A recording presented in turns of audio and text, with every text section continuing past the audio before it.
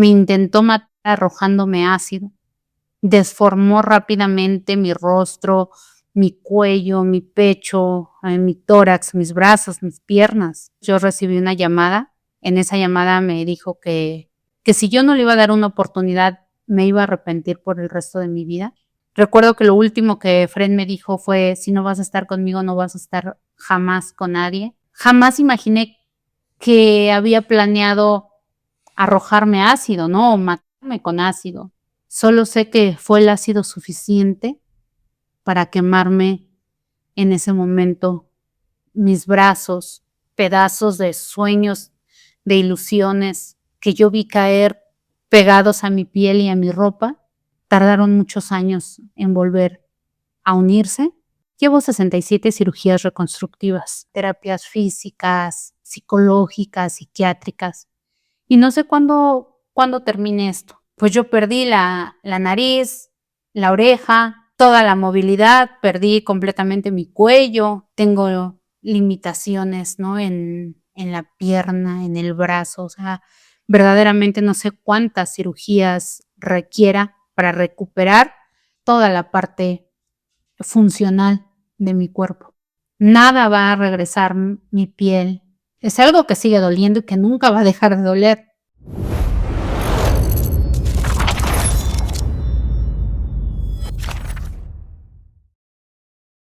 ¿Me regalas, por favor, tu nombre, edad y a qué te dedicas? Me llamo Carmen Sánchez y tengo 40 años. Soy activista feminista, defensora de derechos humanos y represento una fundación que fundé en el 2021, que es para apoyar a mujeres sobrevivientes de violencia ácida y sustancias químicas, y que tiene mi nombre, Fundación Carmen Sánchez MX. Pero además quiero que presumas que acabas de terminar una licenciatura, ¿no?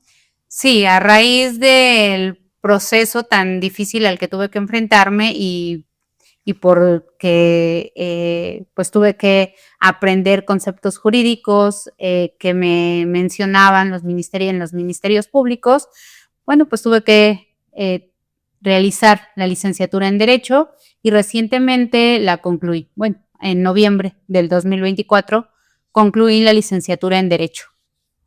Felicidades. Gracias. No, y además, para todos aquellos o todas aquellas que pensamos, incluida yo, a veces que es muy tarde para hacer ciertas cosas y nunca es tarde para nada, ¿no? No, o sea, la verdad es que a mí me queda muy claro. Ah, concluir esta licenciatura para mí fue un gran logro, además de que también fue un sueño que rescaté.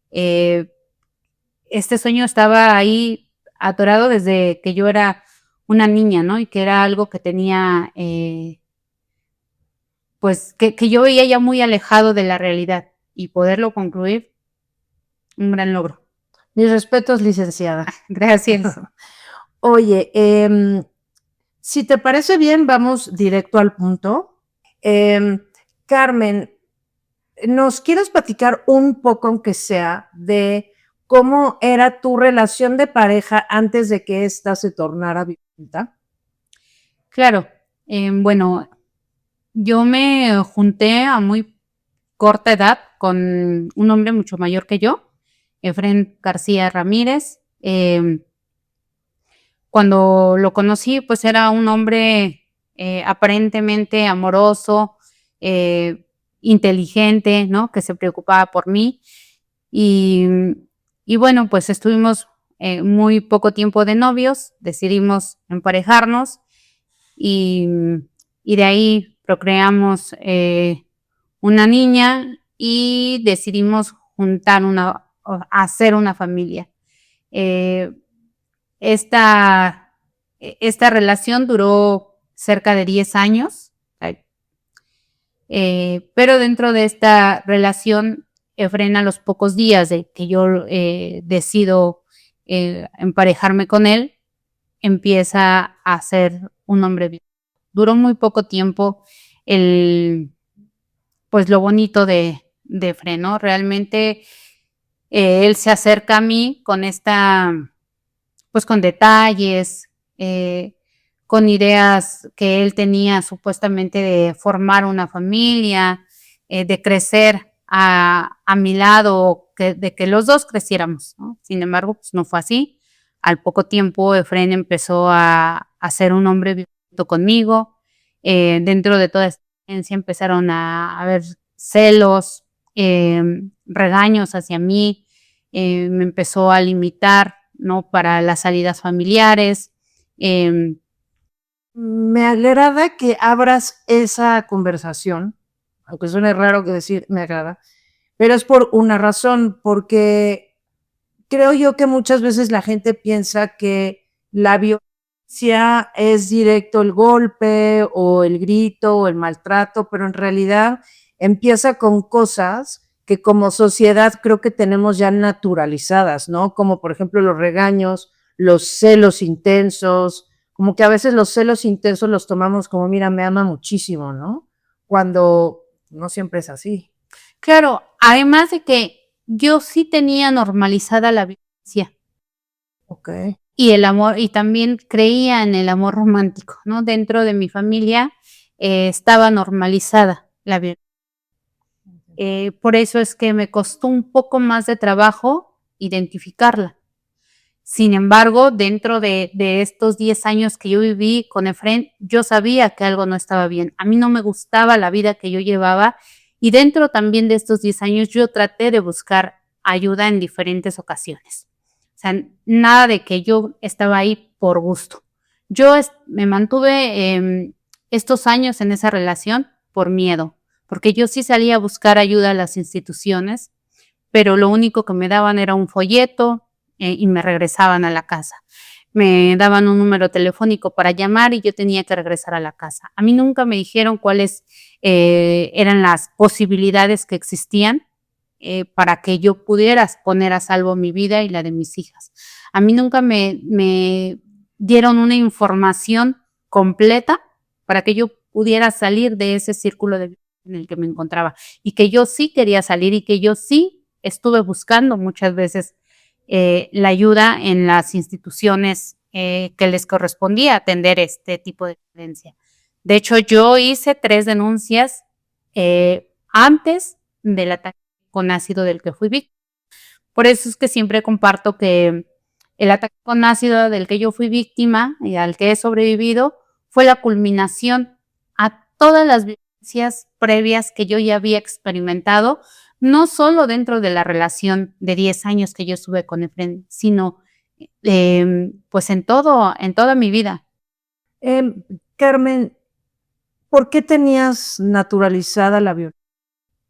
Porque en mi familia se vivía violencia, en el círculo social en el que yo me desenvolví, en mi comunidad se vivía violencia.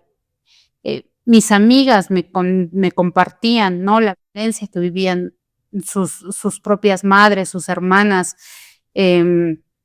No, la violencia no estaba alejada de mí.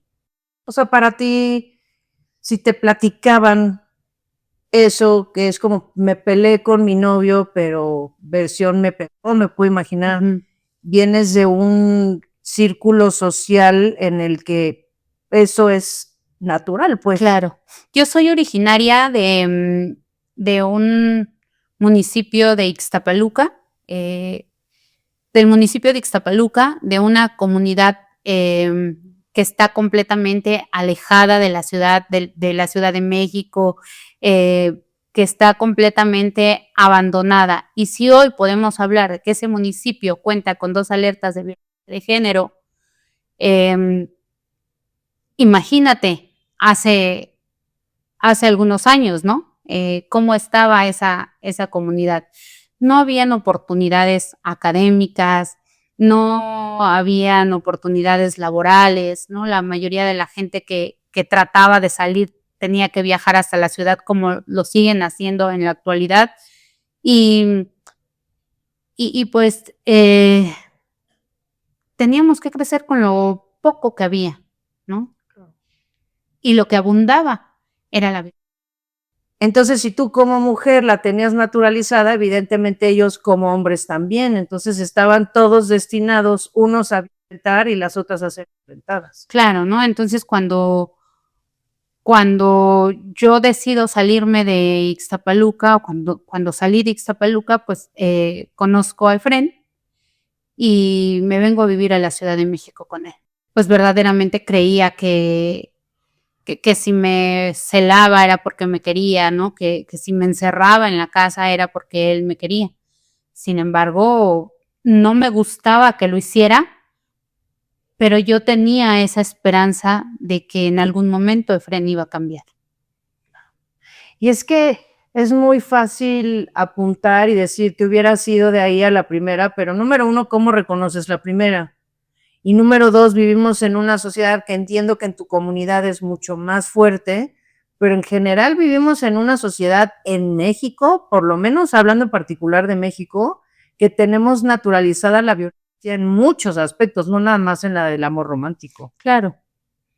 O sea, incluso la nalgada dada a tiempo, el chanclazo, que a muchos les da risa y pues yo no estoy aquí para juzgar la crianza, solo sé que eso es violencia.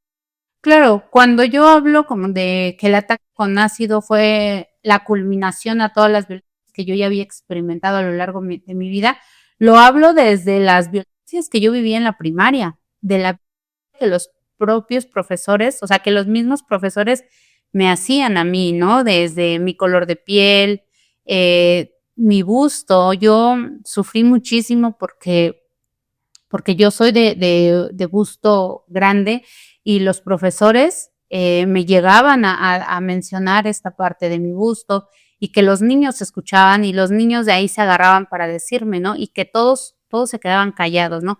Desde que les alzaban la falda a mis compañeras y los profesores no decían nada, ¿no? De que los niños apropiaban las canchas de fútbol y no se las permitían a las niñas, desde las canchas de básquetbol, o sea, cosas así que todo eso hoy sabemos que es violencia, hoy podemos hablarla porque ya tiene nombre y anteriormente no lo hacíamos. Entonces, toda esa violencia que se minimizaba, pues se normalizaba y que cuando una va creciendo, pues dice, pues esto es normal porque los maestros se quedaban callados cuando alguien me decía esto, ¿no? Porque si un niño me ponía el pie y me tiraba, el profesor no decía nada. Creíamos que la violencia solo eran golpes y que te sangraran, entonces ya esa era violencia, pero no es así. No, si nos cuentas que los mismos maestros pues hablaban de tus senos, por el amor de Dios, o sea, ¿qué iban a hacer si tus compañeros se violaban también? Claro. Nada, si ellos eran los primeros en poner el ejemplo. Y como los niños no lo iban a replicar si veían que la figura de autoridad era la primera en hacerlo. Claro, y que no solo pasaba conmigo, o sea, con todas las compañeras, ¿no? Pues que qué padre sería que hoy todas las mujeres pudieran contar sus experiencias que tuvieron de esas violencias que teníamos normalizadas, ¿no? Y que hoy en día platico con algunas compañeras y me dicen, no, es que yo no lo recuerdo, no, es que yo no lo viví así. No, sí lo vivieron. Lo que pasa es que de pronto nos duele recordar lo que vivimos o nos duele reconocer que efectivamente hemos crecido en un círculo de violencia que no queremos todavía soltar porque tampoco queremos que nos duela, ¿no? Porque reconocerlas y ponerles nombre es doloroso. Sí, porque además es reconocer violencias muchas veces dentro de tu propia familia nuclear y no quieres verlo porque qué doloroso justamente, ¿no? Claro. Sí. Y entonces todas estas violencias que tú tenías normalizadas, naturalizadas, ¿en qué momento dijiste esto ya no es normal? Pues fíjate que siempre, o sea, yo las vivía, pero muy dentro de mí yo decía, esto no me gusta, esto no debe ser así, ¿no? Entonces cuando mis hijas van creciendo, o sea, me voy dando cuenta que verdaderamente yo no quiero eso para mis hijas, porque digo, bueno, lo viví en los lugares que yo creía que eran lugares seguros para mí, como en la escuela, ¿no? Como en la propia iglesia, porque yo de niña también fui muy religiosa, en la iglesia, con mi familia, en espacios, pues aparentemente seguros. Ahora lo estoy viviendo aquí en la casa. Yo no quiero que mis hijas lo vivan. Yo no quiero que esto se siga replicando en mis hijas. Entonces, Pues yo siempre estuve buscando, me acercaba al DIF, me acercaba a la delegación, me acercaba a donde yo veía que los programas de televisión decía denuncia y acércate a tal lugar, yo iba a esos lugares y me acercaba y trataba de denunciar, pero nunca me hicieron caso. O sea, volvemos a lo mismo, ¿no? Esperan hasta que tú llegues golpeada, con sangre, y entonces ya te van a decir, sí, pásele porque ya viene golpeada, ¿no? No, y aún así Y a ver qué pasa. Y aún así van a encontrar el pretexto para no escucharte y no ayudarte, Ujú. ¿no? Y poner en tela de juicio todo lo que digas. Claro, entonces la violencia que yo viví fue en escala, ¿no? Entonces, esto nos permite, pues, evidenciar que la violencia jamás va a disminuir. Al contrario, cada vez va aumentando, aumentando, aumentando, y que tienes que ser escuchada, ¿no? Que una vez que tú te acercas a alguna institución a hacer tu denuncia, es el momento en el que en más peligro te encuentras. Porque vas a regresar al mismo lugar y si estas personas se enteran que los fuiste a denunciar, tu vida y la de tus hijos, si es que los tienes, se pone más en riesgo, ¿no? Porque a mí me pasó, porque cada vez que yo iba a buscar la ayuda para salirme de ese lugar, pues mi vida se ponía en riesgo, porque en lo que yo regresaba ya notificaban al FREN de que yo ya estaba buscando algo, ¿no? O de que lo iban a mandar a llamar para llegar supuestamente a un acuerdo. Carmen, y como con el afán de que nos des cátedra, porque eso es lo que tú das hoy en día, cátedra acerca de todas estas cosas, para que la gente entienda cómo funciona el círculo de violencia, tú ibas a denunciar. ¿Y qué pasaba? ¿Por qué no te salías de esa casa y no sé, te ibas con tu mamá? O danos cátedra de cómo funciona ese círculo de violencia para entenderlo. Claro, para que tú puedas salir, para que las mujeres podamos salir del círculo de violencia, no necesitamos solo el échale ganas, ¿no? Una palmadita en la espalda y vamos, tú puedes. No, no, necesitamos un grupo multidisciplinario que esté especializado en sacar a las mujeres de esa violencia. Una psicóloga, el acompañamiento así especializado con una psicóloga, necesitamos que verdaderamente tengamos o nos garanticen este derecho a la información. Existen refugios en los que puedes poner a salvo tu vida y la de tus hijos, refugios que te aceptan a tus hijos y a ti, y que los tiene algunas instituciones de gobierno. Hoy, afortunadamente, podemos hablar de la Red Nacional de Refugios, que es una red que está en todo el país y que su directora, que a través de su directora, nosotras hemos hecho muchos enlaces. De verdad, cuando yo conocí sobre los refugios, yo lloré. Yo dije, ¿por qué a mí nadie me informó que existían los refugios? ¿Por qué nadie me informó que yo tenía derechos, que uno de mis derechos era acceder a la información, esta información tan importante, porque nadie acompañó mi proceso psicológico y el de mis hijas, y que no lo tuvimos que aventar nosotras solas, ¿no? Entonces, no solo es salir del círculo y ya, necesitamos una red también de apoyo, tenemos que identificar quiénes son nuestra red de apoyo para que no nos vayan a buscar a esos lugares. ¿Cómo iba a salir yo si Efren conocía todos los lugares de la familia? Él sabe exactamente dónde viven mis hermanas, dónde vive mi mamá. Además, ¿no? La economía también. Si no tienes una economía para sostenerte, tú y tus hijas, ¿a dónde se van a ir? Porque además, hasta donde tengo entendido, por favor, corrígeme si estoy mal, este tipo de situaciones que se viven tan violentas, encima de todo está la violencia financiera, entonces no es como que tienes dinero ni siquiera para un pecero, o sea, no tienes un centavo nunca, ¿no? Te quitan todo. Claro, te quitan todo y esto, ¿no? Anteriormente no se podía mencionar la violencia vicaria como tal. Hoy sabemos que es la violencia vicaria, hoy ya la nombran, ya muchas mujeres han también dado una batalla para nombrarla como tal, pero a mí, por ejemplo, me escondí a mis hijas para que yo regresara nuevamente con él. Las usó como una herramienta para que regresaran. Em, Recuerdo una vez que ya nos habíamos separado y me quitó a nuestra hija y la metió a la cajuela, la tuvo ahí cerca de 5 horas y la tuvieron que rescatar los policías y 2 de mis hermanas y 2 de mis cuñados. Así como la sacaron, la tuvieron que llevar al hospital para desintoxicarla porque la traía atrás en la cajuela con un garrafón de gasolina. Esto es algo que nunca había contado, nunca lo había contado en ningún programa, y hoy quise contarlo porque no tiene mucho tiempo que mi hija me dijo, mamá, me acuerdo de esto que pasó. Me dijo, sería bueno que también pudieran entrevistar a los hijos y nosotros poder compartir cómo es que vivimos esos momentos.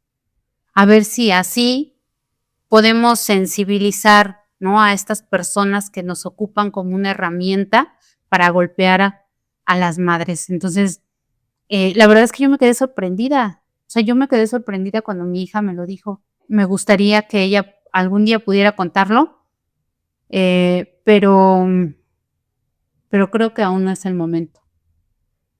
Si un día ella quiere hablar, aquí por supuesto que le abrimos las puertas aquí con todo gusto. Qué rudo. Y también llegó a violar a tu hija chiquita. Digo que ya es una señorita, ¿no? Pero vaya, en ese entonces. Pues mira, golpes físicos ellas no sufrieron. Sin embargo, creo que al ser testigas de todo lo que ellas veían que él ejercía a mi persona, pues es una gran violencia, porque la física, los golpes y que puedan ocasionarnos se eliminan en un par de semanas posiblemente, ¿no? Pero todo lo psicológico se queda, ¿no? Hay momentos en los que las tres estamos recordando cosas y recordamos situaciones y de pronto yo digo, pero ¿cómo recuerdas eso, hija, si tú eras muy pequeña? O sea, no, fíjate que apenas me estaba acordando de esto y de esto, ¿no? Entonces, pues yo sí les pido perdón a mis hijas. Yo sí les pido perdón por todo lo que ellas tuvieron que enfrentar en esa relación también que yo estuve, aunque sé que no es responsabilidad mía, porque yo no elegí que él fuera mi pareja o el padre. Yo no elegí a ese hombre. Él se acercó a mi vida de otra manera, ¿no? Yo no sabía que era violento.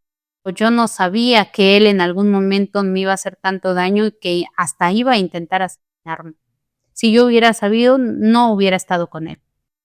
Entiendo que como madre le pidas perdón a tus hijas y creo que todos los padres deberían hacerlo, ¿no? Aunque no tengan la culpa, al final por rebote los hijos pues, sufrimos, ¿no? Pero me gustaría que algún día hagas un ejercicio, no ahorita, por supuesto, no es el lugar, pero que hagas un ejercicio en el que tú te perdones a ti misma, porque siento que eso te va a quitar un peso de encima si no es que ya te perdonaste, no sé.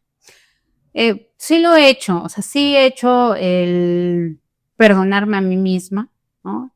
Pero llegan momentos en los que vuelves, o sea, retrocedes otra vez, ¿no? Y es inevitable. O sea, la verdad es que yo creo que sí es inevitable. Cada vez que mis hijas recuerdan algo, que me dicen algo, no deja de dolerme, ¿no?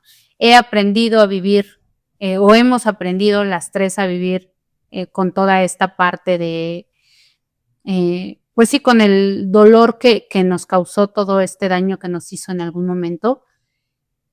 Y estamos tratando de salir de esto, pero pues no deja de sentirme de pronto como, porque a eso te lleva, ¿no? A que digas, pues a lo mejor fue mi culpa o si no hubiera pasado esto, si no hubiera permitido. Pero cuando se trata de mis hijas es cuando viene esto, ¿no? De, ¿por qué mis hijas tuvieron que vivir esto? ¿O por qué mis hijas, aunque rápidamente se pasa, pero no deja de pronto de estar ahí? No, es que el trauma es muy grande Ujú, para las 3. claro. Carmen, ahora si quieres podemos ya pasar al punto exacto de esta entrevista, que es que te atacó, que tu agresor te atacó con ácido. ¿Cómo fue el ataque? Tal cual, ¿cómo fue ese día y cómo fue que el ataque en sí mismo ocurrió? Bueno, el ataque con ácido se dio el 20 de febrero del 2014. Anteriormente yo había vivido con él estos 10 años de relación, ¿no? En la Ciudad de México, y cuando me doy cuenta que, pues que él en algún momento me iba a matar, y cuando pude escapar, pues escapé, me fui a la casa de mi mamá al Estado de México, a Ixtapaluca, al municipio de Ixtapaluca. La verdad es que yo creí que estando con mi familia, pues no se iba a atrever a hacerme un daño más grande que el que ya había hecho. Me sentí protegida en la casa de mi mamá los días que estuve, me sentí muy protegida. Cuando yo empiezo a hablar, porque yo la mayoría de la vivencia que viví con él, la viví en silencio. Solo se lo había compartido a 2 de mis hermanas, las demás no sabían, mis cuñados mucho menos, porque me daba pena contarlo, ¿no? Entonces, cuando yo llego a la casa de mi mamá, yo empiezo a platicar de esta violencia con mis cuñados, con todas mis hermanas, con mi mamá.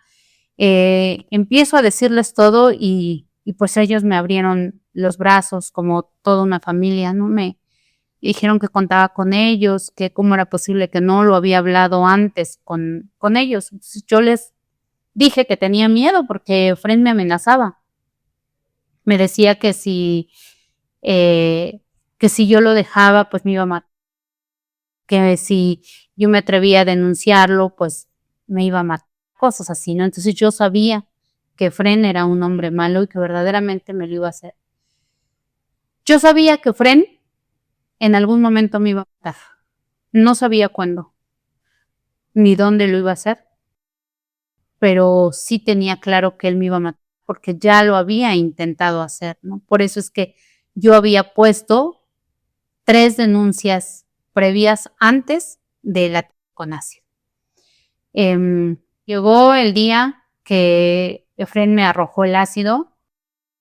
15 días antes yo recibí una llamada. En esa llamada me dijo que si no le iba a dar una oportunidad, que si yo no le iba a dar una oportunidad, me iba a arrepentir por el resto de mi vida y que iba a pagar todo lo que él estaba viviendo en ese momento.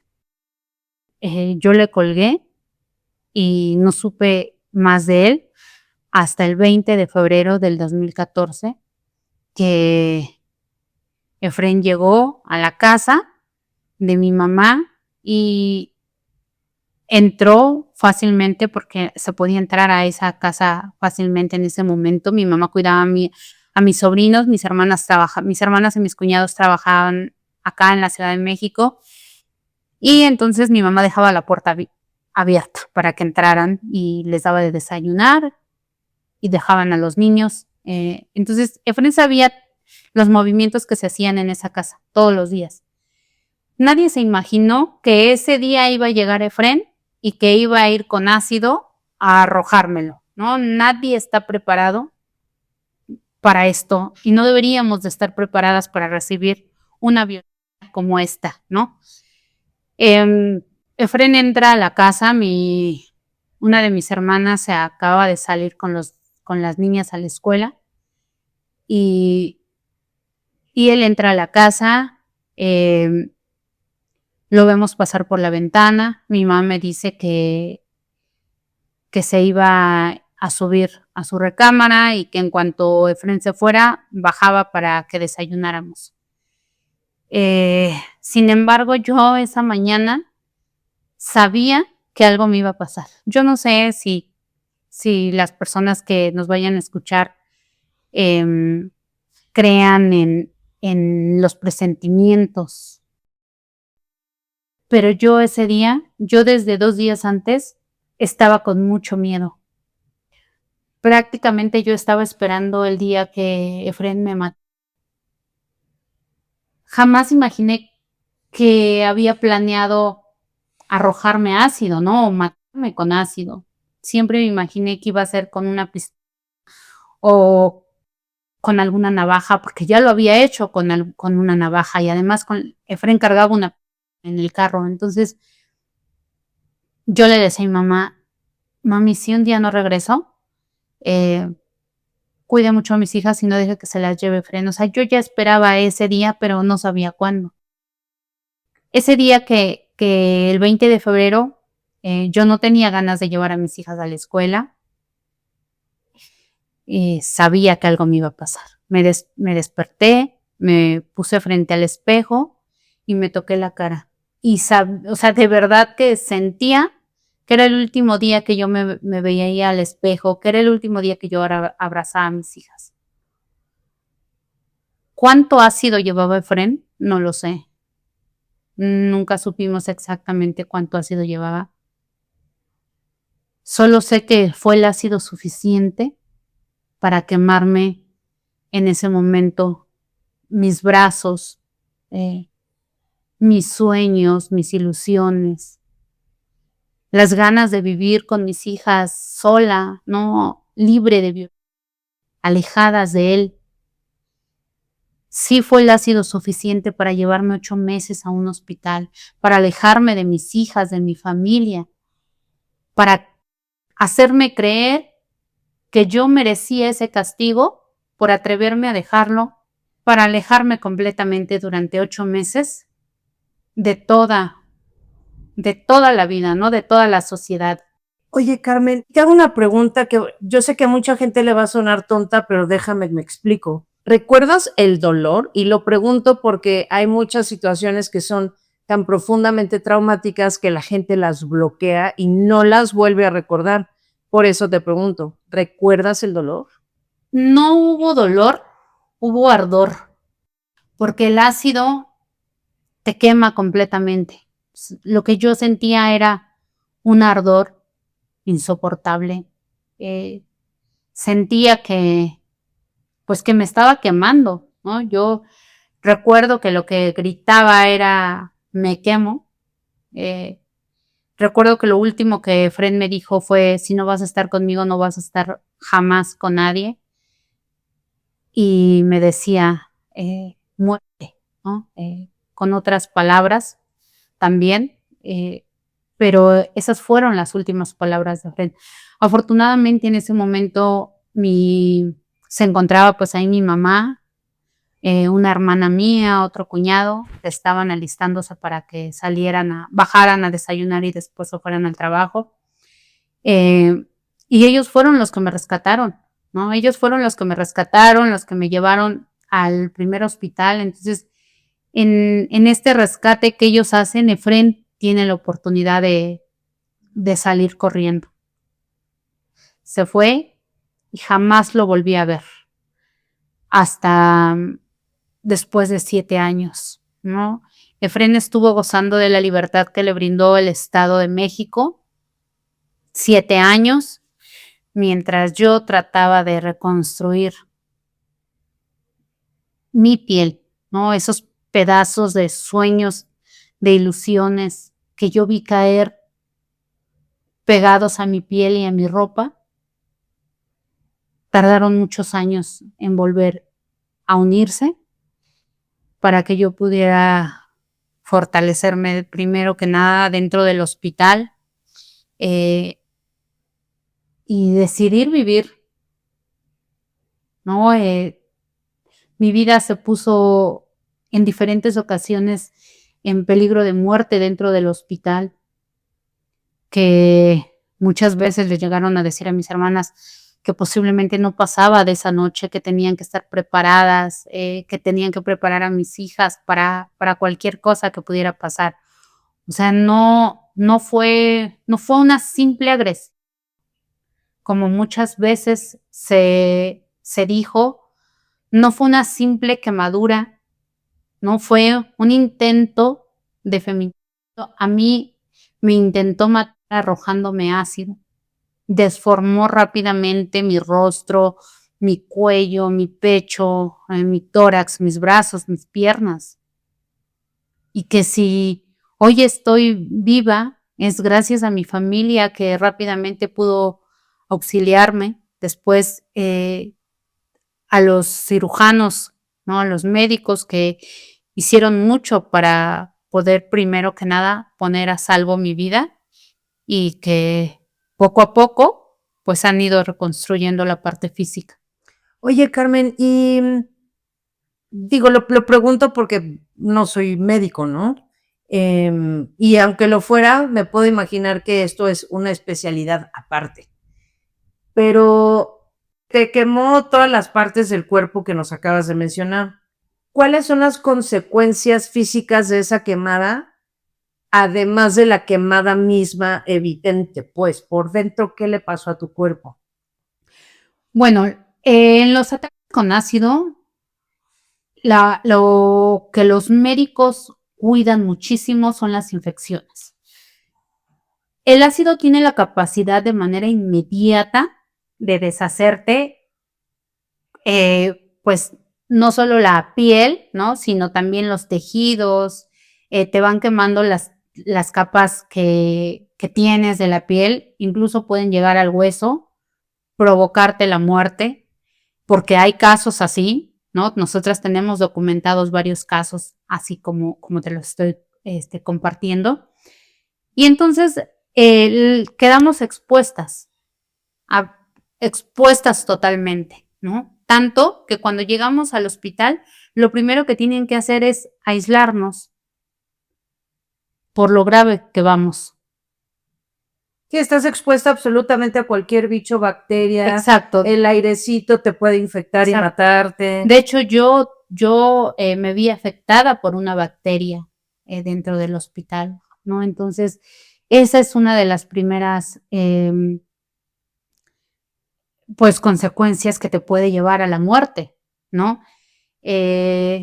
Después le agregamos los daños físicos, ¿no? Como pues yo perdí la nariz, la oreja, toda la movilidad, perdí completamente mi cuello, ¿no? Y se van agravando. Conforme pasan los días, los meses, te vas dando cuenta que hay más graves, ¿no? Porque el primer momento de cómo te deja el ácido, no quedas totalmente ahí, ¿no? Además, les agregamos a esto, los hospitales no cuentan con un protocolo de atención para atender este tipo de violencia. Y en primer momento, pues no saben qué hacer. Entonces, el ácido sigue en tu cuerpo y te sigue afectando, ¿no? Te sigue afectando. Y eso es algo por lo que también nosotras estamos pues luchando para que se haga un protocolo de atención médica para este tipo de violencia.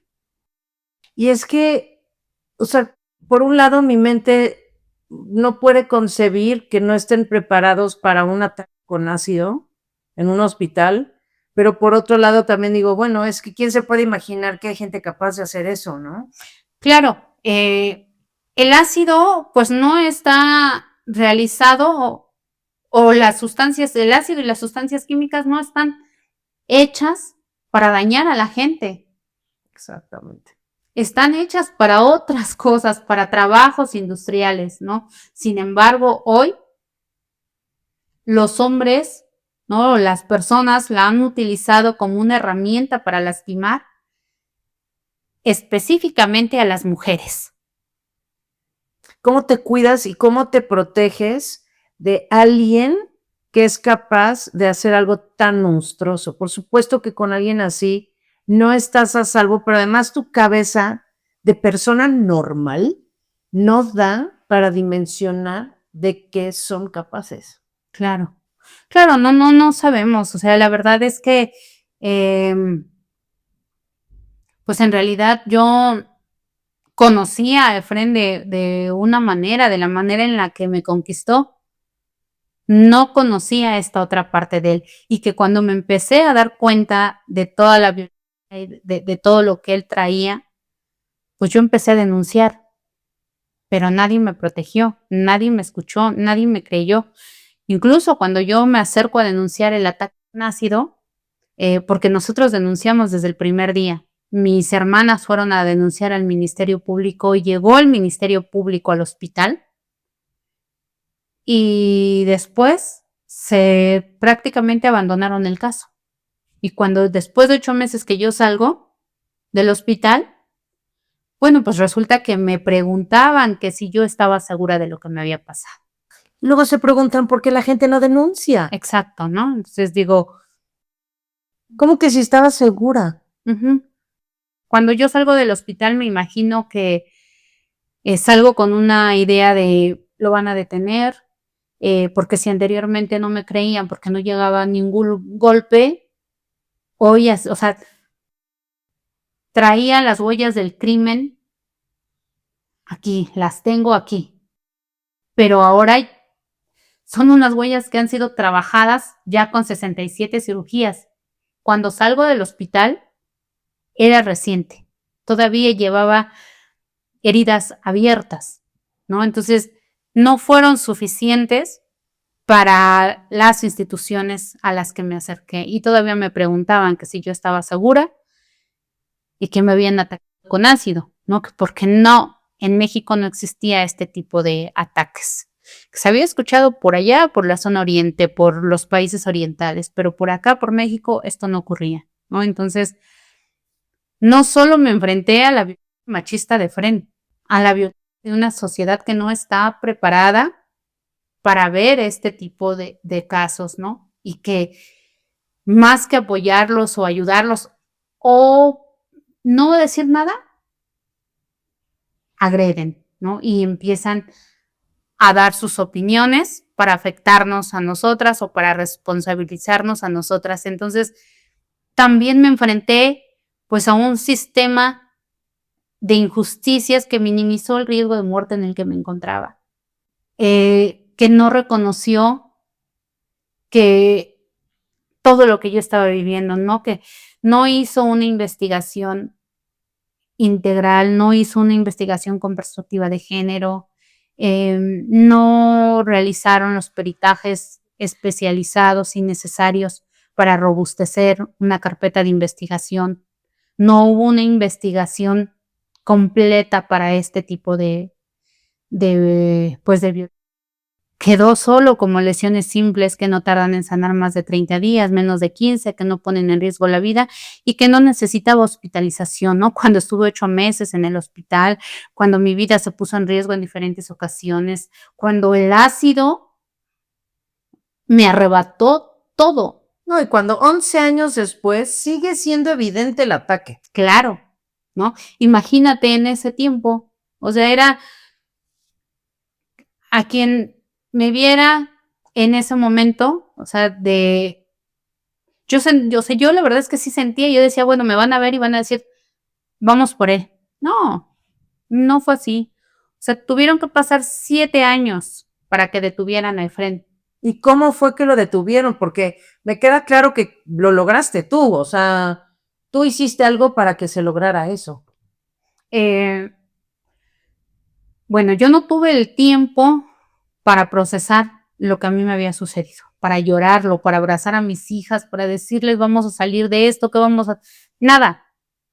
A mí la violencia machista, la violencia institucional y la violencia económica me hicieron salir de inmediato de la cama y buscar las puertas que fueran necesarias para ser escuchada y para llegar hasta el día de hoy aquí, ¿no? Entonces, tuve que pasar de víctima a activista para empezar a comprender que este ataque con ácido, que esta indiferencia institucional estaba vulnerando mis derechos humanos, como el acceso a la justicia, como el acceso a la información, porque yo no encontraba mi carpeta por ningún lado, me la negaban, como el derecho a la salud, a tener unas cirugías dignas, a ser reconstruida por cirujanos especializados.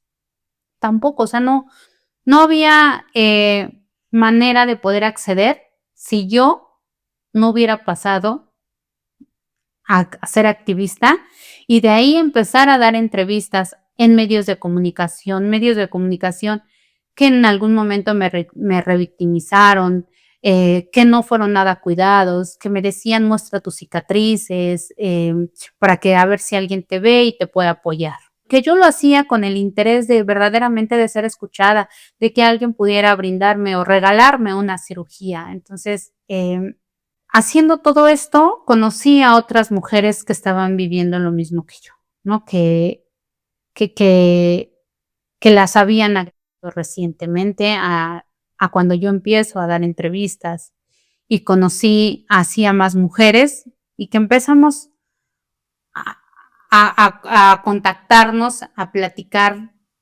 y nos empezamos a dar cuenta que, que bueno, pues que no solo yo estaba viviendo esto, ¿no? Este abandono institucional, sino que ya también habían otras mujeres que también estaban siendo catalogados su violencia como la mía, como lesiones simples.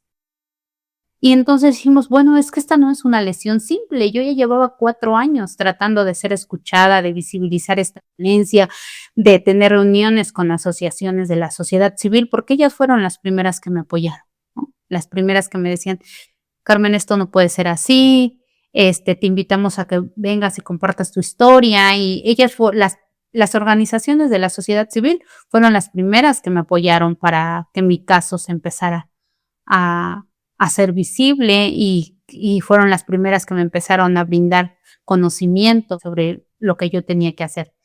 Entonces, pues poco a poco nos vamos dando cuenta que necesitábamos, pues tipificar primero que nada el delito de los ataques con ácido, ¿no? Entonces, empiezo a decir, bueno, pues como nadie conoce sobre esta violencia, como para los ministerios públicos esto no existe, pues tenemos que ponerle un nombre, ¿no? Y entonces dijimos, esto es violencia ácida. Y entonces nosotras empezamos una lucha por la tipificación de los ataques con ácido en el país. Empezamos con la Ciudad de México, después con el Estado de México y así sucesivamente en diferentes otros estados del país. Empezamos a ponerle nombre a esta violencia. Bueno, sí, dice Marcela Lagarde que lo que no se nombra no existe, pues nosotras vamos a ponerle un nombre para que exista, ¿no? Y entonces dijimos, esto es violencia ácida y nos intentaron asesinar con ácido. Y después lo que platicábamos hace rato, Carmen, después le tuvieron que cambiar el nombre, ¿no? Para no dejar fuera a otras mujeres que han sufrido el mismo tipo de violencia, pero con otras sustancias. Sí, recientemente, desde la fundación que yo represento, que es la primera organización civil que acompaña a mujeres sobrevivientes de violencia ácida y sustancias químicas, acuñamos el concepto de violencia química porque llegaron más casos de mujeres que han sido atacadas con otras sustancias y que los medios de comunicación nos han hecho entrevistas como un referente sobre este tipo de violencia. Entonces, creemos que violencia química pues engloba todas estas sustancias químicas, ¿no? Actualmente existen 125,000 sustancias químicas que como lo mencionábamos hace un momento, no son sustancias creadas, ¿no? Para dañar a los seres humanos, sin embargo, pues la han usado como una herramienta y que es muy difícil saber qué tipo de sustancia es la que nos han arrojado, ¿no? Pero exclusivamente de esas 125,000 tipos de sustancias, 25,000 sustancias químicas son las que causan daños graves. Entonces, pues hablamos de muchísimas sustancias que necesitamos que verdaderamente se hagan estudios químicos, ¿no? De laboratorios para saber cuáles son estas sustancias específicas las que dañan de esta manera. No, y que haya regulación de esas sustancias, porque si yo puedo ir al súper y comprarlo, digo, estoy poniendo un ejemplo, ¿no? Ujú. Pero también o sea, si son de fácil acceso, pues deberían de ser de tan difícil acceso como cualquier arma. Sí, sí, sí, nosotras hemos pensado mucho eso, pero también creemos que, pues si hablamos de regular, pues se tendrían que regular todas Eso sí. las armas con las que andan las mujeres, ¿no? Eso sí. Cada vez aumenta más. Hay mujeres que las matan con una piedra que les pegan en la cabeza, ¿no? Tendríamos también que hablar de regular las piedras. Sin embargo, lo que nosotras creemos que sí deberían de implementar más son las penas, son los castigos más severos a las personas que cometen este tipo de violencia, ¿no? Este tipo de daños. Em, Nosotras estamos enfocadas en la prevención, prevenir desde la niñez, hablar de la violencia contra las mujeres, aceptar, ¿no? Con responsabilidad que estamos ejerciendo violencia o que estamos, pues sí, que estamos ejerciendo violencia para que nuestros hijos también se den cuenta pues de todo esto, ¿no? De que posiblemente somos padres que violentamos y que no queremos que nuestros hijos al día de mañana sea una mujer violenta o un hombre violento, ¿no? Y que tratemos de disminuir todo este tipo pues de cosas que estamos viviendo en la actualidad. ¿Y cómo fue que aprendieron a Efren? Em, ¿Cómo lo lograste? con todo el activismo que realizamos, con todas las entrevistas que dimos, ¿no? Siempre he mencionado que los medios de comunicación y estos espacios que nos brindan, ¿no? Son muy buenos para visibilizar este tipo de casos. Hicimos muchísima búsqueda en redes sociales. La verdad es que las únicas que buscábamos a Fren era yo y las mujeres que compartíamos porque la fiscalía no lo estaba buscando, aunque existía un boletín de búsqueda y tenía una recompensa de 300,000 pesos. Realmente quien lo buscábamos éramos nosotras, que diario compartíamos el boletín de búsqueda, que diario pedíamos que por favor nos ayudaran. O sea, las únicas que estaban haciendo una búsqueda activa eran ustedes, no el Estado, no la policía, pues. Claro. Y eso en la actualidad se sigue dando, ¿no? A mí me habían dicho que a Efren ya lo estaban buscando, que lo estaba buscando la Interpol, que ya habían girado la ficha roja, que ya estaba la alerta.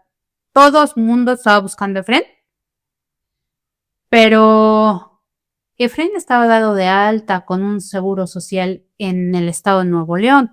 O sea, Efren lo pudieron agarrar desde el primer día que yo lo denuncié porque yo di la dirección donde Efren estaba y tardaron 7 años para poderlo detener en la dirección que yo les había dado. ¿Es en serio? Es en serio. Por eso siempre menciono que a Efren nadie lo buscaba. Y esto también nos permite evidenciar que a los feminicidas, que a los abusadores, violadores y a todos los que nosotras denunciamos, no los busca nadie más que las familias, más que las colectivas y las personas que quieren sumarse para encontrarlos, porque las instituciones no los buscan. Sí, o sea, si los casos no se hacen virales y llegan a hacerse casos políticos, nadie los pela. Claro, ¿no?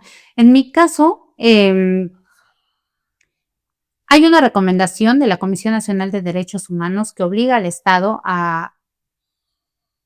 primero a darle cumplimiento a la orden de aprehensión. Esta recomendación salió en el 2018, así es que la recomendación la acepta el fiscal que en ese momento estaba, Alejandro Gómez Sánchez, y él se compromete a darle cumplimiento a esa orden de aprehensión en los siguientes 2 meses. No fue así, tuvieron que pasar 2 años más para que a Efren lo detuvieran, ¿no? Entonces, ¿Y qué fue lo que hizo que por fin se movieran a detenerlo? todo el activismo que se realizó, murales, ¿no? De hecho, a través de las organizaciones de la sociedad civil, me propusieron realizar algunos murales en el Estado de México, y yo les dije que sí, acepté, y uno de los murales que realizamos, lo realizamos en el municipio de Huixquilucan, en el Estado de México. Entonces, pintamos, en ese mural pusimos 3 rostros de mujeres sobrevivientes a este tipo de violencia, y con el objetivo de visibilizar, pero también de denunciar, porque eso es lo que hacemos nosotras a través de los murales.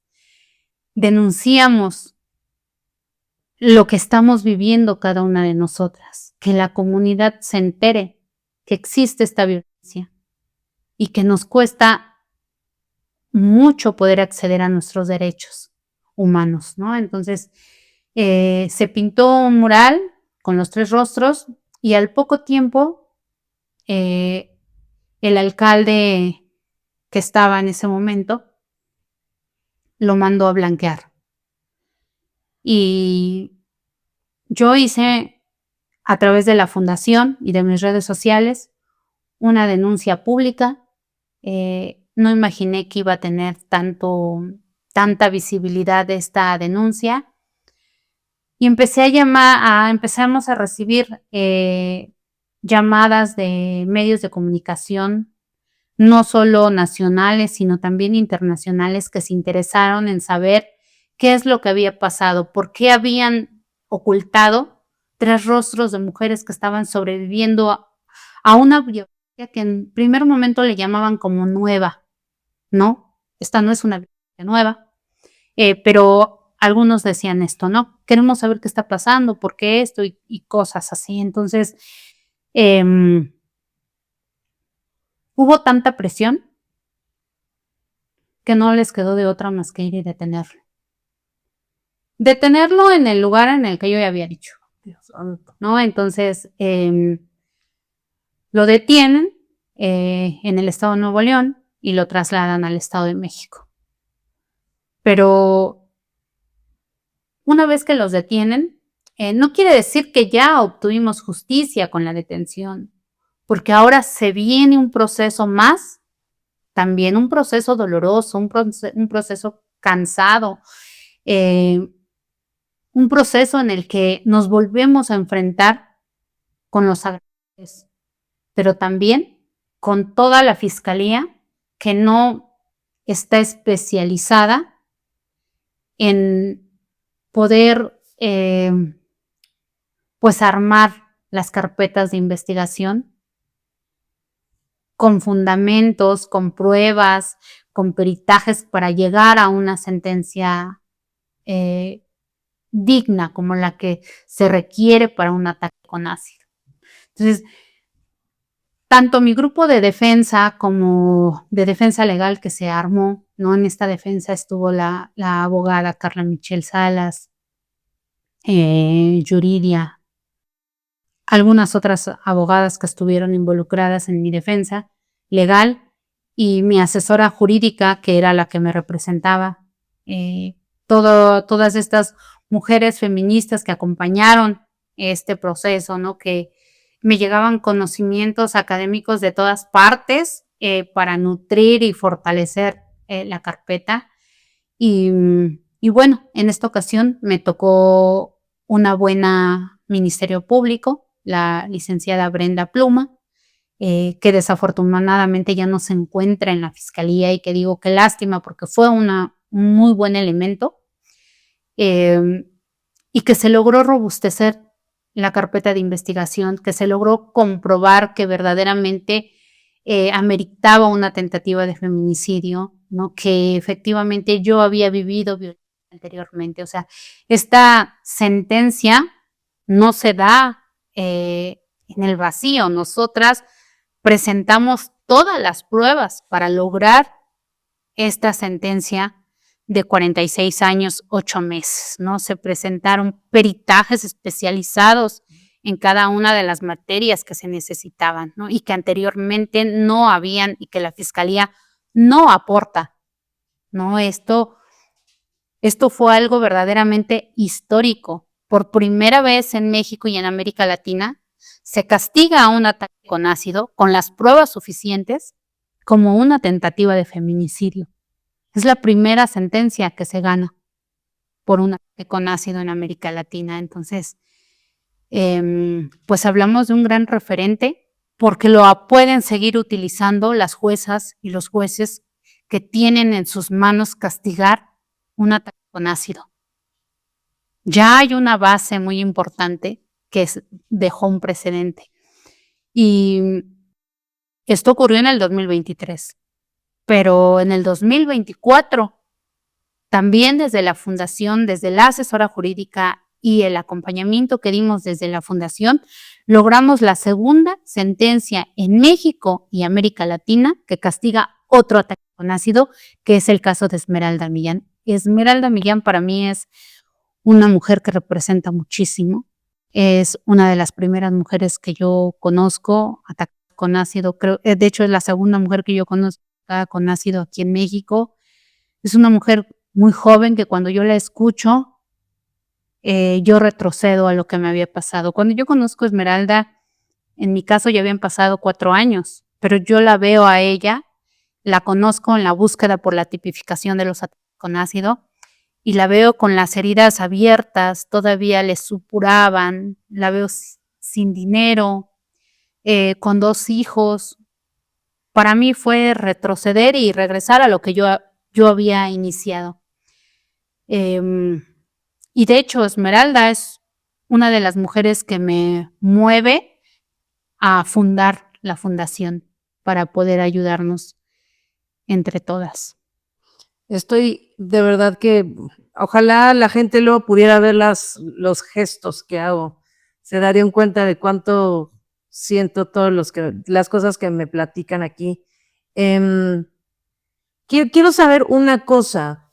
Me imagino que en estos, no sé si hubo los famosos careos o en las audiencias, pero dices que tuviste que volver a ver a Efren 7 años después. ¿Qué sentiste cuando lo viste? 1 y 2, él, ¿qué hizo cuando te vio? Yo sentí mucho miedo. Yo pude sentir su mirada. Yo evitaba verlo. De hecho, yo no me presenté a todas las audiencias más que a las que me sugería la abogada. Y si no me presenté fue por el miedo y también por seguridad emocional, ¿no? Por autocuidado. Porque verdaderamente son momentos fuertes en el que regresan todos tus recuerdos.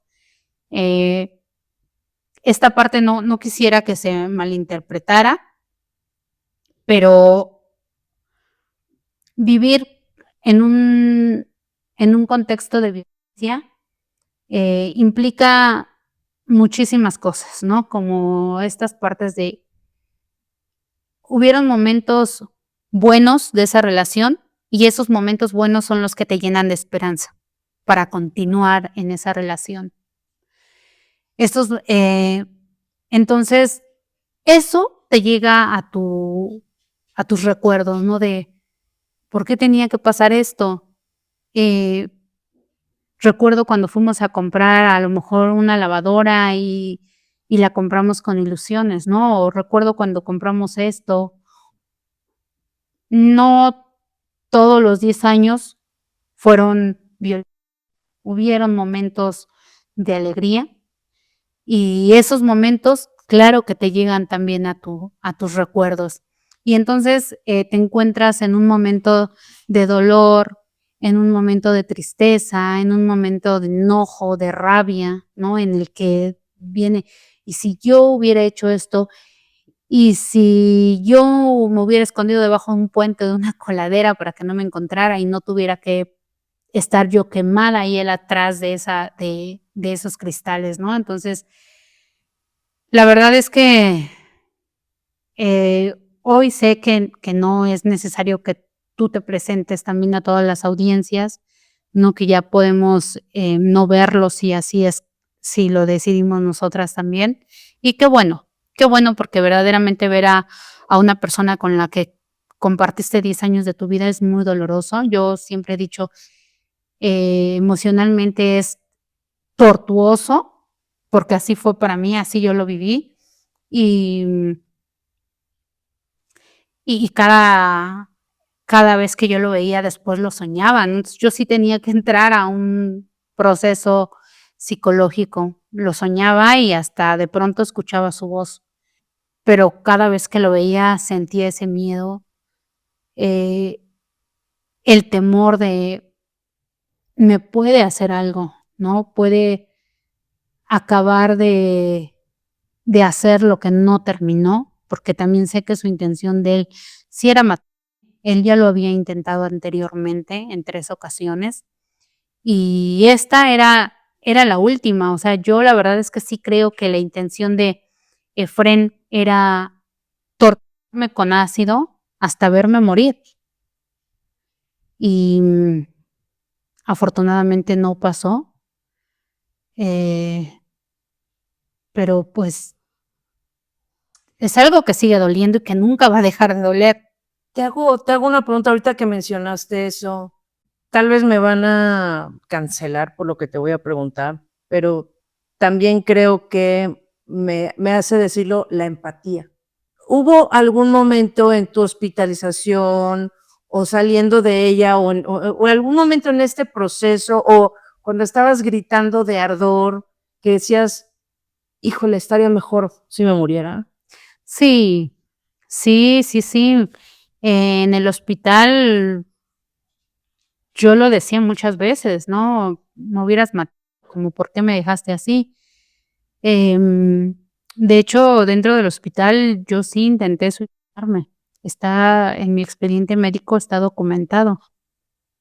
Afortunadamente no lo logré y tampoco me dejaron, ¿no? El amor de mis hijas me ayudó muchísimo, él fue fundamental para que yo pudiera salir de ese hospital y seguir adelante. Además que, pues, creo que yo siempre me identifiqué desde niña, me gustó ser, líder, ¿no? A mí me gustaba mucho jugar basquetbol, siempre sonreía, me gustó dar órdenes, y no digo que hoy dé órdenes, pero creo que eso me ayudó mucho para refortalecer, todo lo que se había destruido dentro de esos 10 años de vivencia y en la recuperación de esto de este intento de feminicidio. Oye, Carmen, ¿y tus hijas te pudieron ver en el hospital? Sí, mis hijas me vieron, con una orden especial, por lo grave que yo estaba, los doctores en algún momento se imaginaron que yo iba a morir. Entonces, mis hijas fueron a verme con la intención de despedirse de mí, ¿no? Entonces, cuando yo las veo, pues eso fue lo que me fortaleció, y entonces yo en ese momento le pedí a la vida que si me iba a permitir vivir, me permitiera vivir una vida digna, una vida de calidad. Y, y eso fue el amor de mis hijas, la visita de mis hijas fue lo que también me ayudó a salir del hospital y a continuar. Y, ¿aún hay alguna, además de lo que me mostraste hace rato de tu ojo derecho, tienes alguna otra consecuencia física hasta la fecha, además de claramente las quemadas, pero algo que requiera del cuidado que, por ejemplo, lo de la manguerita que tienes en el ojo? Sí, hay muchas. La violencia ácida, pues es una violencia que deja secuelas permanentes, que nos deja con una discapacidad permanente. De hecho, recientemente, acá tuvimos una reunión con la jefa de gobierno y que le solicitamos que nos reconociera el sector de salud pública como mujeres con discapacidad por todas estas discapacidades que nos deja este tipo de violencia. Y efectivamente logramos este reconocimiento ya, no todas, pero por lo menos las mujeres de la Ciudad de México, y ahora estamos buscando a nivel nacional que seamos reconocidos debido a la violencia que vivimos, ¿no? A todas estas secuelas que nos deja la violencia. Pues yo todavía tengo mucha disminución en la parte movible de mi cuerpo, como es el cuello, ¿no? Pues la nariz no me funciona completamente, como hace un momento lo platicábamos. Tengo limitaciones, ¿no? En la pierna, en el brazo, o sea, verdaderamente no sé cuántas cirugías requiera para recuperar toda la parte funcional de mi cuerpo. Llevo 67 cirugías reconstructivas, ¿no? Innumerables tratamientos de dermatología, terapias físicas, psicológicas, psiquiátricas. Y no sé cuándo termine esto, ¿no? Han pasado 11 años. Emocionalmente pareciera que fue ayer. Médicamente no sé cuándo terminen estas cirugías, pero mi cuerpo está cansado de tantas cirugías. Tengo ya 3 cirugías programadas médicamente, o sea, no están programadas ya en quirófano, pero este año tengo que realizarme 3 cirugías. Imagínate, ¿no? Hablaba yo recientemente con la cirujana que podemos posponer 2 y solo que me hagan la del ojo. Porque claro, o sea, son cansadas.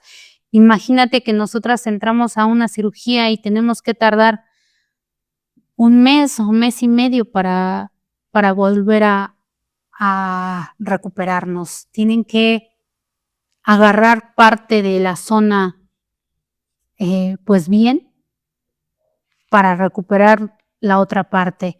Entonces, cuando salimos del quirófano, salimos con 2 partes de nuestro cuerpo afectado, porque agarran injertos de un brazo, de la pierna, del pie, de la espalda, de todas partes, para sanar la otra parte. Entonces, tenemos que tener dobles cuidados, ¿no? Tenemos que cuidar ya 2 heridas, no solo una.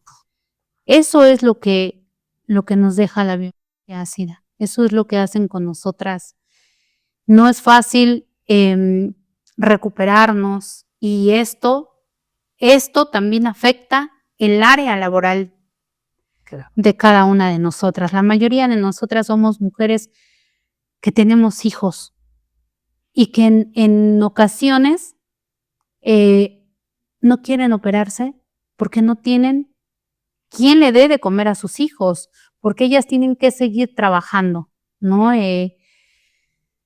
Regreso al caso de Esmeralda Millán. Esmeralda Millán lleva 17 cirugías, pero no porque solo necesite 17 cirugías y yo necesite 67 cirugías, ¿no? Sino porque Esmeralda no ha tenido la oportunidad de realizarse más cirugías, porque en ocasiones me ha dicho, no me quiero operar ahora porque no puedo faltar a mi trabajo, porque necesito sacar más bonos. Así me lo ha dicho.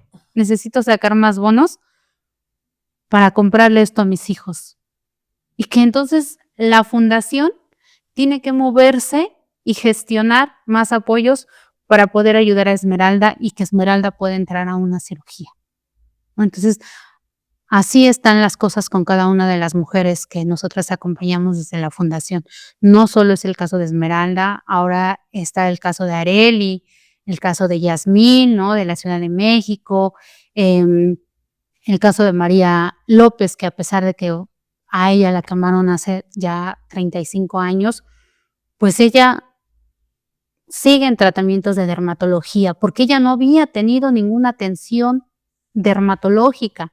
Hasta que nos contacta a nosotras, es como a través de la fundación podemos gestionarle los apoyos de dermatología, la terapia psicológica, el acompañamiento académico. María terminó su preparatoria y está buscando acceder a la universidad, ¿no? Entonces, así es como nosotras vamos haciendo pues esta red desde la fundación. Y qué impresión que todas las cuestiones médicas y psicológicas y emocionales que llevan con ustedes, encima de todo, tener que luchar por todo, por hacerse el espacio que se les debería de dar y ya. Pero no es así, ¿no? El objetivo de la fundación es con prioridad es atender a las mujeres que ya están y que están llegando, para que no estén en el abandono. Carmen, ¿qué sentiste cuando le dieron casi 47 años a tu agresor? Pues la verdad es que sentí esta emoción agridulce, porque claro que por un lado lo celebras, ¿no? Pero por otra parte dices, estos 46 años, 8 meses, no van a regresar a la Carmen que era cuando tenía 29 años, ¿no? Nada va a regresar mi piel, todo lo que me arrebató, ¿no? Toda esa pérdida familiar que tuve, todos esos momentos que me alejó de mis hijas, nada, ni siquiera esos años. Entonces, pues lo celebré como una puerta que le abre la oportunidad a otras mujeres, ¿no? Creo que fue eso.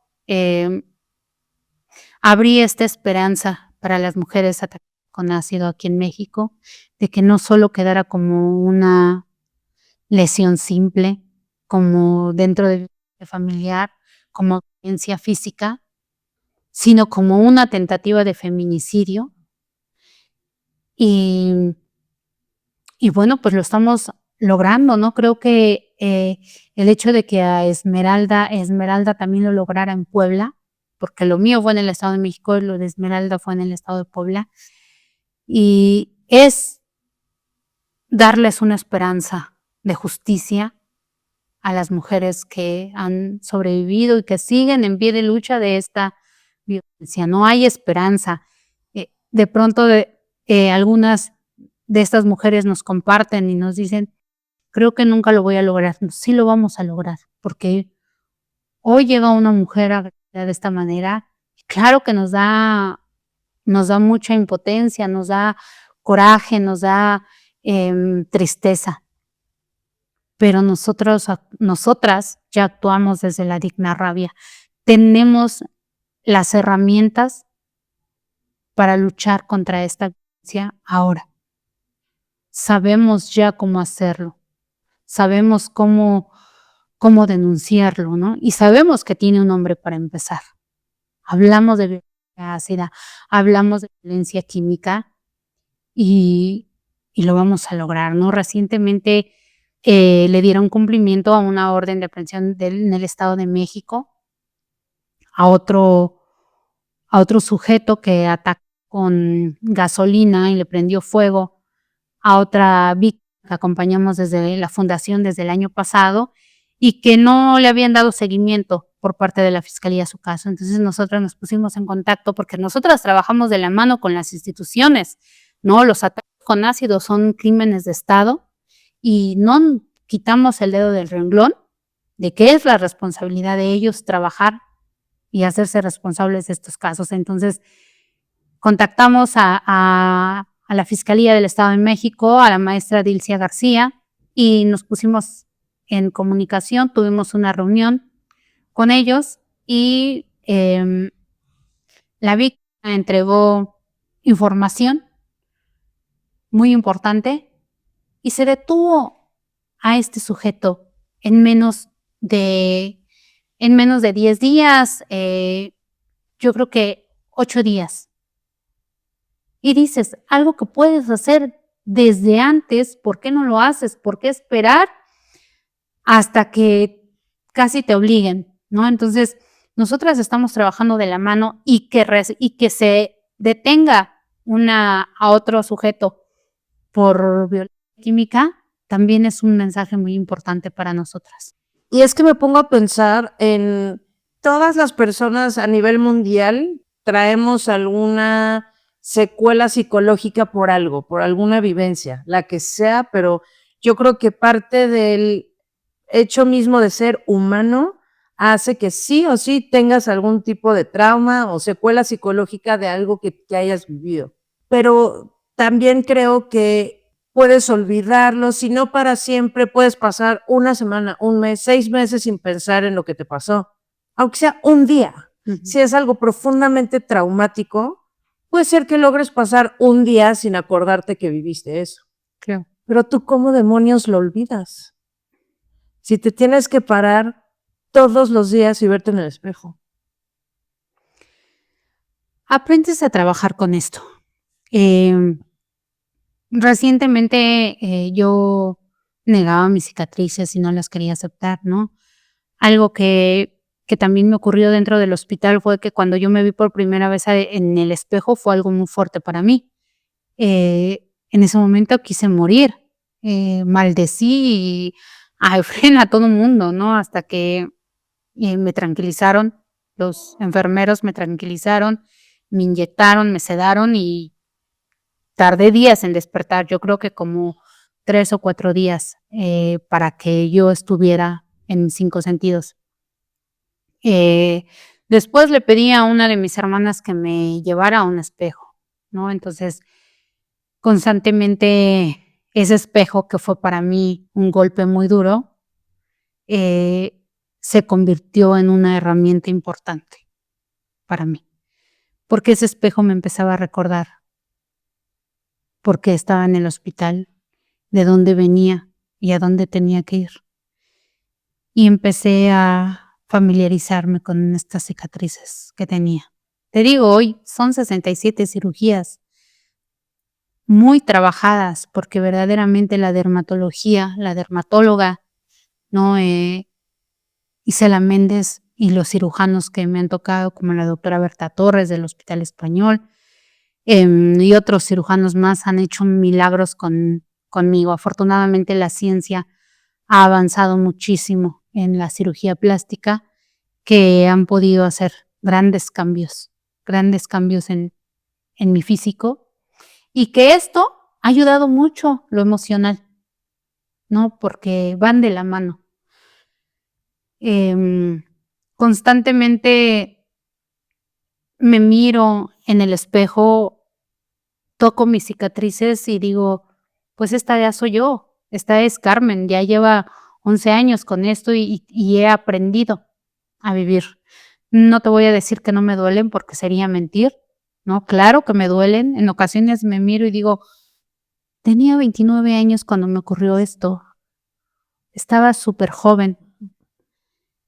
Han pasado 11 años y he tenido estas huellas del crimen de Efren, ¿no?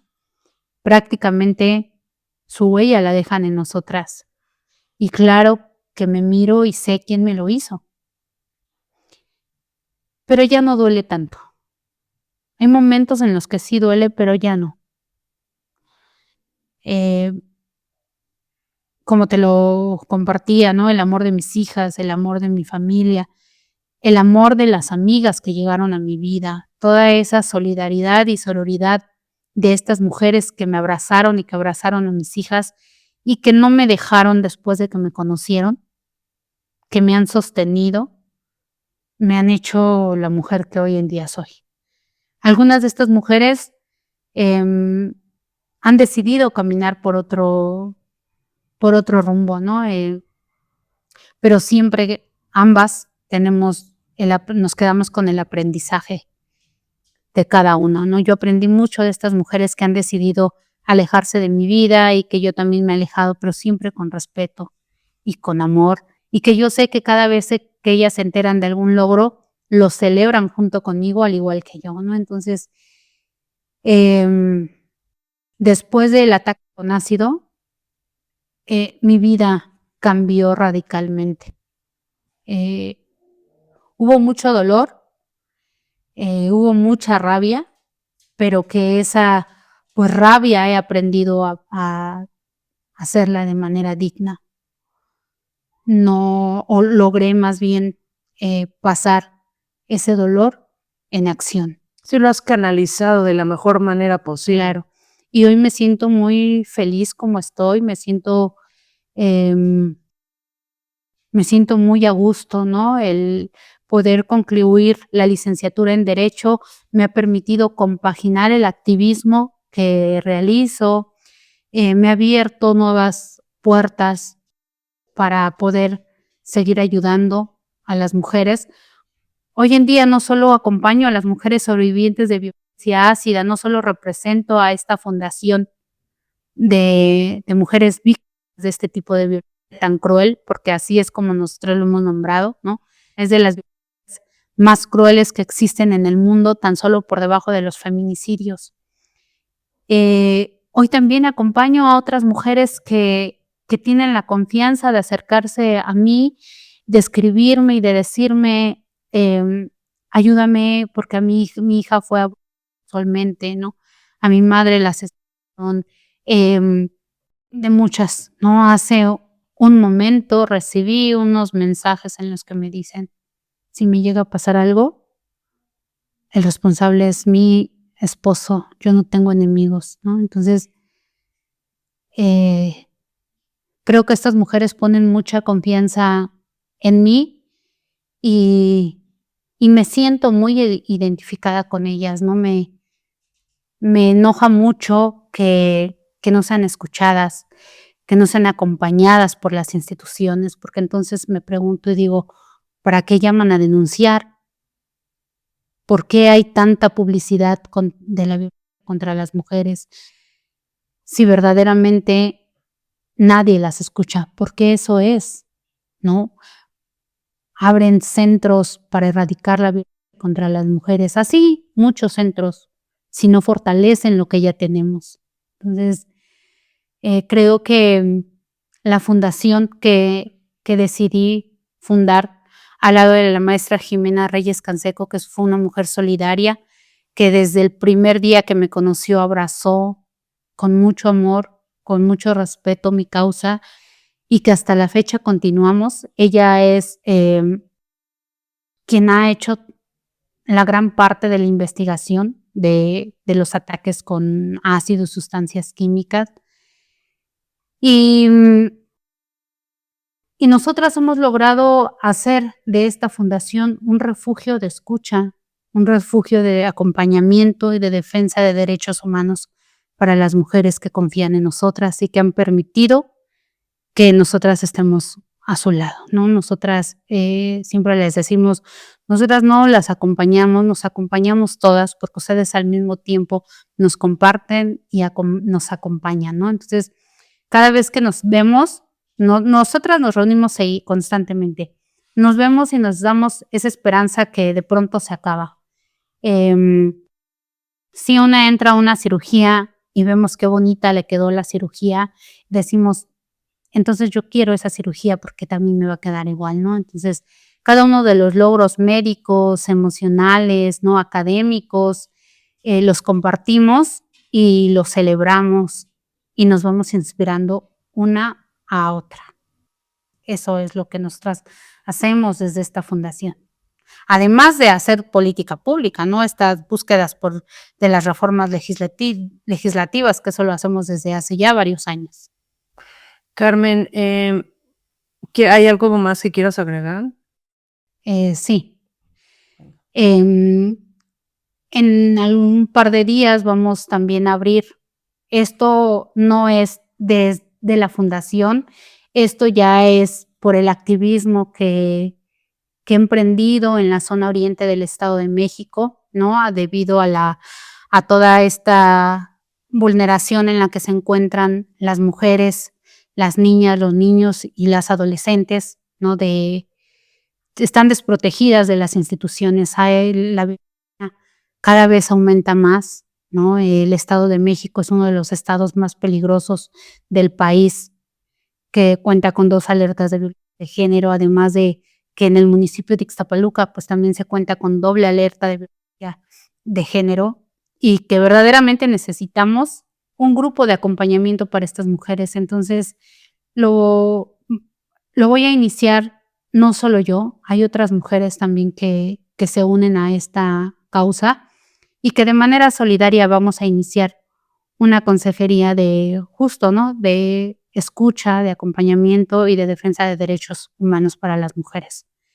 Pues ya lo vamos a estar publicando en nuestras redes sociales, pero lo hacemos con el objetivo de que ninguna otra mujer tenga que pasar lo que nosotras ya atravesamos. Estas mujeres que me acompañan en este nuevo proceso de acompañamiento que voy a realizar, son también mujeres sobrevivientes de violencia y de violencia extrema también. Y creo que lo hacemos desde el dolor porque nos permite entender más a las mujeres que se acercan a nosotras. ¿Quién mejor que las personas que lo hemos vivido en carne propia para escuchar a estas mujeres, para atenderlas y para acompañarlas? Entonces, desde ese punto lo hacemos. Nosotras somos totalmente apartidistas, no recibimos ningún apoyo económico de ningún partido político, ni de empresas privadas, ni de gobierno. La fundación, en el caso de la fundación se mantiene de charlas, de talleres y de conferencias en las que las representantes de la fundación las brindan, ¿no? Temas de diferentes tipos de violencia tenemos en el CV institucional y que, bueno, pues si cualquiera de las personas que nos van a escuchar está interesada en que asistamos a alguna escuela pública o privada, alguna empresa privada, a lo que sea, nos contacten en redes sociales y les compartimos nuestro CV institucional y podemos hablar de diferentes tipos de violencia. Eso, así nos manejamos desde la fundación y en el activismo que realizo, pues me imagino que también vamos a estar sobreviviendo de esta manera, ¿no? De pronto acompañar este tipo de casos se vuelve insostenible para nosotras. Sin embargo, poco a poco van saliendo cada uno de los casos. Nosotras lo que hacemos es gestionar apoyos para las mujeres que acompañamos. Muchísimas gracias, Carmen. No solamente te quiero dar las gracias por estar aquí, sino gracias por todo lo que estás luchando, porque aún a pesar de que tu lucha es específica con ese tipo de violencia, todo eso nos salpica a todas las demás mujeres de México, empezando por Ciudad de México, y te quiero dar las gracias por todo lo que estás haciendo por todas nosotras. Muchas gracias. No deberíamos de agradecer No, pero estas acciones, pero no tenemos de otra. No tenemos de otra. Sí. Exacto.